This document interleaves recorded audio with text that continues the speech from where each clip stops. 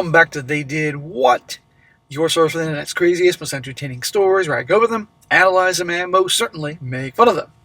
Today, I'm going to be covering part 19. You heard it, folks, part 19 of the longest running story on any of my channels, which is titled, While Wife Thought Her Affair Was Going Unnoticed, Husband Was Playing the Long Game Preparing for War. And guys, we are just one away from 20 episodes here. I knew it would happen. Here we are in the middle of the summer, and I'm sure there's more to come. Today, we're going to be covering what's been going on since our guy last posted. The last time he did an update, I think was back early June, so we're talking 5 or 6 weeks ago. And as you all recall in the previous episodes, he had his final powwow with Emily, his lawyers, all that, her lawyer, his lawyer, all that, and he's moving on. Well, here is a big update that he's now officially divorced. It's done. I'm kind of surprised it went that quickly, but what's done is done. And now what's going on with him, his life, and all that. So, says here, so I got a package from my lawyer last Friday. Says here, final judgment and decree of divorce, said the first page. Hallelujah. It's signed by the judge and stamped, sealed below, the signature for good measure. Game over, roll credits, that's a wrap. 13 years together and 7 years married, and it's officially over. So, thank the Lord. Hallelujah, it's over. This guy, we've been with every step of the way since he started posting this. I can't remember how long it's been. But, man, the thing is, I'm sure on one side he's thrilled it's over with. On the other hand, he's feeling like I threw all that time away. The only thing I didn't see in the document was any kind of last name change language from Emily to go back to her maiden name. It just said that she had the right to change her name back to her maiden name. I thought that kind of a thing just sort of happened automatically, but I guess not. I guess that's just an extra headache that women have to go through in a divorce. Well, women can get divorced and keep the name of their former husbands. It happens all the time. I swear it's like an insult to injury. Like the last thing a guy wants is someone walking around with his name, his a-hole ex-wife. She's still using my last name on social media, and according to Matt's wife, so I guess that's been reduced to a blue check mark now. My forefathers would be so proud that her last name lives on. I'm getting used to living alone. I can take care of myself, like a big brave boy. I've been doing it for almost 9 months already. I miss someone giving a shit about whether I've eaten or bathed, though. Man, has this been going on 9 months? I don't think the saga has been 9 months, but definitely maybe 6 months. I'm currently going through the process of getting a Labrador Retriever puppy as well as a kitten. So yeah, I'm a glutton for punishment. I do have a line on a trainer for each of them, though. That is a puppy trainer and a cat behaviorist. I like both, so I figure adopting them both as toddlers will acclimate them better with each other. My goal is for them to become such good friends that they freely and equitably share feasting on my dead body while I inevitably fall over dead from epilepsy. Well, that's awesome. We were all saying, not just on this channel, but in Reddit, get a dog, get a cat, get something. Well, he's getting both. I love it when people take in pets. I am an animal lover extraordinaire. I prefer cats, but I love dogs too, but I'm a cat person. And I like how he says, training a cat or a cat behaviorist, get the fuck out of here. No, you work for the cats. The cat's the master of the house. Get the fuck out of here. Well, I found a therapist who does EMDR therapy for PTSD, and I'm on the waiting list for that. Should only be for a few weeks. Any therapist could attempt to do EMDR therapy, but I wanted one who had a genuine certification in it. First thing I did after getting the papers was call my dad. He's back in Florida, and he asked me if I wanted to come see him, come back up, but I told him that I didn't have to. I'm okay. Second thing I did was try to connect with Shae. Is that how you pronounce it? She is the interior decorator I met while staying at and fixing up my dad's girlfriend's Airbnb. Yes, you read that right. Turns out the owner of the Airbnb is not only a neighbor of my dad's at the Villages, they have also been dating. Or friends with benefits, if you could say. Or whatever the equivalent of Netflix and chill people pushing 60 are doing at the Villages. I'm meeting her Labor Day when they come up here and probably to dodge whatever Category 5 hurricane is destroying Florida then. Hey, don't jinx us. Us Floridians don't need to be jinxed with fucking hurricanes. We've been so far so good. Hurricane season starts earlier nowadays, but still. Now, so by the way, to fill you in, guys, this chick he's talking about, Shae, whatever the hell her name is, that's some chick he met along the ways, probably in the early teens of the saga here. And we were all saying, don't start. He met her out somewhere. I think he got her number. And we're like, no, get through the divorce. Well, this is who the chick is. Shae and I started talking on the phone and texting.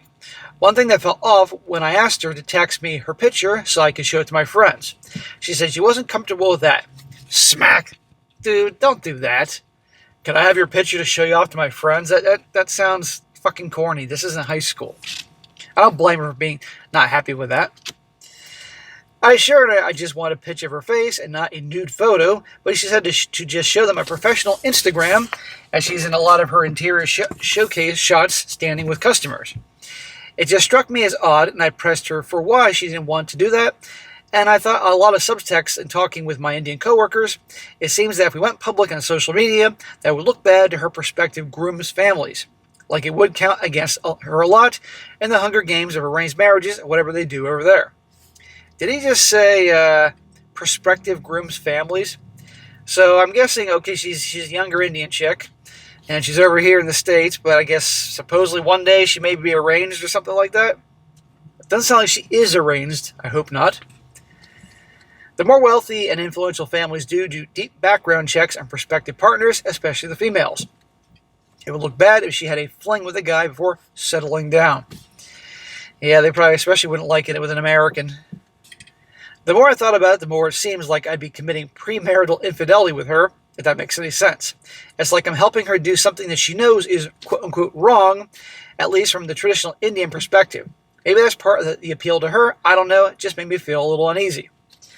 Well, if she's not seeing anybody, if she's over here in the States and she's not betrothed or arranged already to be somebody else, then have your fun with her. But that's it. This guy does not need to go jumping back in any freaking relationships. That would be crazy. Maybe I'm not ready for any of that shit yet. I better get ready, though. I'm turning 31 in September, and I'd like to have a family where I can still bend down and pick up my kids without the cartilage between my vertebrae snapping loose and flinging away like a clay pigeon. Bro, you're divorced now. Take your time.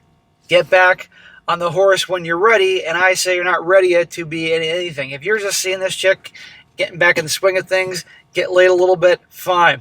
Wear protection, be safe, all that, nothing more. Focus on your family, your bros, things that make you happy, your hobbies, your interests. No, he's obviously a relationship guy. He obviously wants to be married and have kids one day. Take your time. And Miss India is not it. Says here, my job is doing better. That's why I've been pretty scarce online. They came to me in early June with a performance review, which is IT business code for get your shit together or we'll throw you out on your ass, but we prefer a paper trail first. The worker part of me is happy that they're giving me a chance to redeem myself. The part of me that holds a lot of stock options in the company thinks they should just fire my lazy ass. Shareholder me is an asshole. News from Lisa and John divorce. Remember, John was the affair partner of Emily? Well, his wife and this dude were working together. She's canning him. All gotten from the group chat. So apparently Emily gave a copy of her confession letter to Lisa. My lawyer is Lisa's lawyer, so on the day I stormed out of there, she asked Emily to sign a copy of her confession and had the notary public, who was already there for the divorce papers, notarize and seal it. Emily expressed her willingness to testify on Lisa's behalf, so the confession isn't dismissed as hearsay. Hell hath no fury like a woman's score, and now Emily's going after John, obviously blaming it all on him, of course. Lisa left her a copy of Emily's confession on the desk at home, and John's oldest daughter saw it and read it. Oh, God. The next time John came from his interim custody visit, his eldest daughter slapped him and spit in his face. Then she refused to go with him. Whoa. Damn.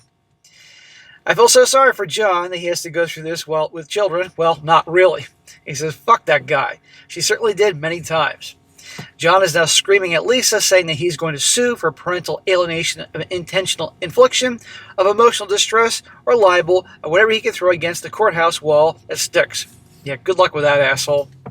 Lisa isn't admitting in the chat that she deliberately left it out there for her eldest to find. I wonder, though. Probably not, because then she would have left it in the kitchen counter or something instead of her office. I hope not.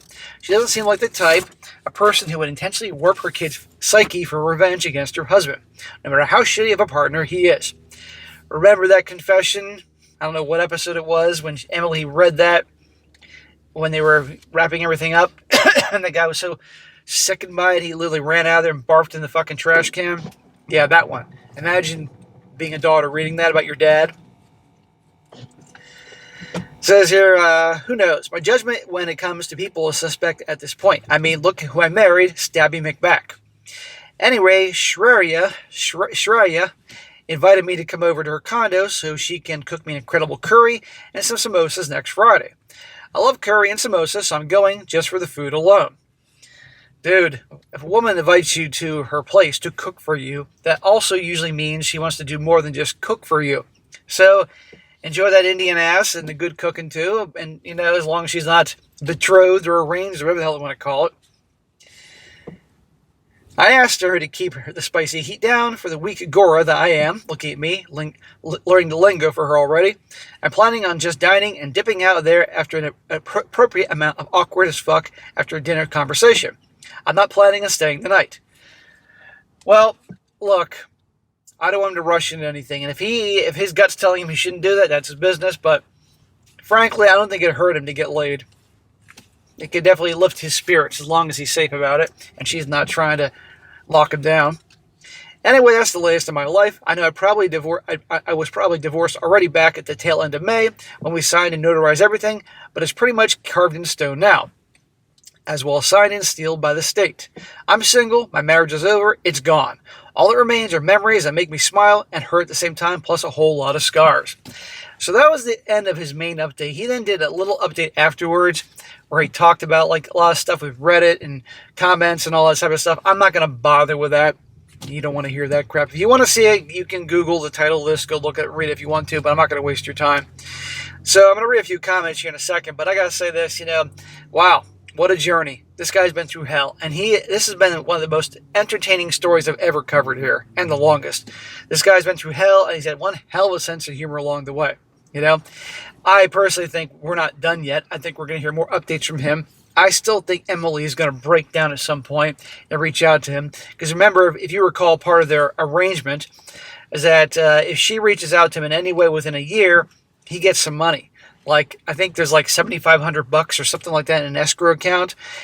I have an impossible time believing she's not going to reach out to have a breakdown. I also still expect her to end up in the freaking mental hospital or the hospital for doing something to herself as a last-ditch effort to get his attention. Because it's one thing if she contacts him, but if he goes to her, hearing that she was in the hospital, so we shall see. I'm not hoping for that. I want that to happen to anybody, but I still think it's going to happen. So I'm glad this dude is doing well. He's got a sense of humor. Just ask. If he wants to hook up with this Indian babe, great. Have a good time. Get out of his system. Get back in the swing of things. Nothing wrong with that. But don't go fall in love with the first chick that comes your way and cooks you samosas, for goodness sake. Now a few comments, and the whole comment section is, as per usual, on his side, offering him good vibes. One guy says here, as the old saying goes, today is the first day of the rest of your life.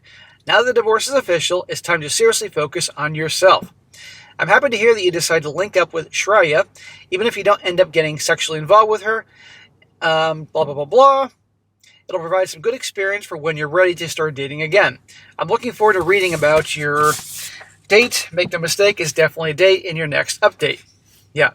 A woman doesn't come on over and cook you samosas and curry unless she wants to fuck you. And you can get an Indian babe out of it. Another one, this guy says, OP, glad for two things. First, for your divorce. Yes, might as well don't feel like you're being congratulated, but after what you came through and the jewel that your ex was, you deserve to be congratulated. Second, for your humor that we never went down, even when you went through especially crude confession. I wish you well with the therapist and that you heal soon. About dating, I would advise you to take your time unless you truly feel ready. But go ahead and hang out with friends and meet new ones if you want to. What I'm implying is that you take this thing with Shreya as friends and see where it goes, where the wind will guide you. Good luck.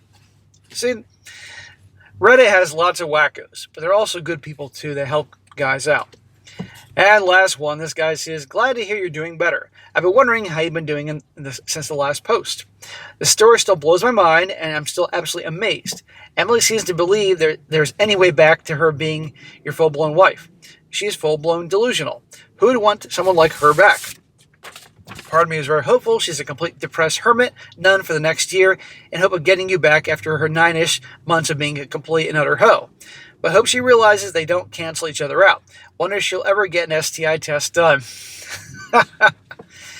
I'd be cautious jumping into any relationship-wise, but also appreciate you process this for a long time at this point. Would be nice to not have Emily be your only sexual partner. At least she'd ruin that one for you. Take care, OP. I hope the universe is kind to you. Yeah, this guy definitely deserves to have some good things come his way. So anyhow, guys, there you go. Not very long, but our guy's doing okay. It's official. He's divorced and moving on. Which goes to show you, if you're going through a bad divorce or breakup, you can get through it. So get with people that care about you, your friends, your family. Focus on your hobbies. And you're going to have good days and you're going to have bad days. But eventually you will get through it. The pain eventually subsides, The longer you're with somebody, the harder it is, of course, which I'm sure a lot of you know. But you can do it. And all you can do is try to have a sense of humor about it and move on. And know that your success is the best revenge. And, of course, as you all are well aware, they always come back. I know Emily's going to break that thing, and she's going to have to pay that money to him because she's going to come back some way, somehow. And I guarantee you, it's going to happen before Labor Day. And when it does, he'll write about it, and we'll all hear it, and I will certainly publish that video. All right, guys, that is it for today. Be sure to comment down below. Let me know what you think about this. And, guys, if you find a good story you want me to cover, send it my way, strongsuccessfulmail@gmail.com. And if it's a good one, I'll definitely cover it. And be sure to like the video, share it with your friends, and subscribe. I'll catch you next time.